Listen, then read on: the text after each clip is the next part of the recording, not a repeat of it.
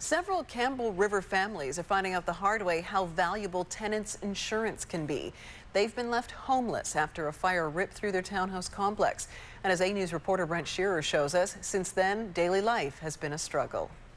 Well, right here is where the fire originated. Down to the left, down there is our laundry room. And in the laundry room of this townhouse complex, someone deliberately set a fire that tore through the building, damaging several suites. It was pretty scary, 3 o'clock in the morning, running out of our apartment building just with our pajamas on, no socks, no shoes. I had to run back in and grab my youngest brother, Thomas, who was sleeping with me in the French room.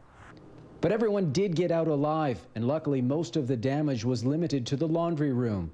Immediately, the blaze was deemed suspicious, and the police were called in. At this time, we don't have any solid leads or any suspects.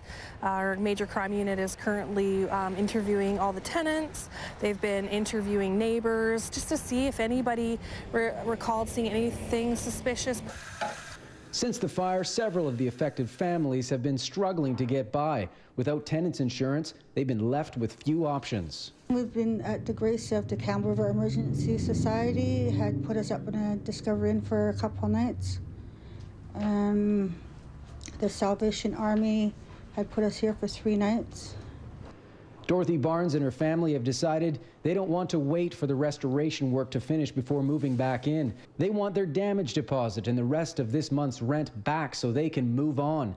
It's an option the company managing the property says they can take. They'd be getting cash back if they choose to move on. They'd be getting the balance of the rent from the period of time that they had to leave to the end of the month, plus a damage deposit. Tenants insurance covers the contents of your rental unit, but that's not all. The other thing that tenant insurance covers for is accommodation, so that if they're forced out due to a fire or a flood or something like that, their tenant insurance would cover alternative accommodation.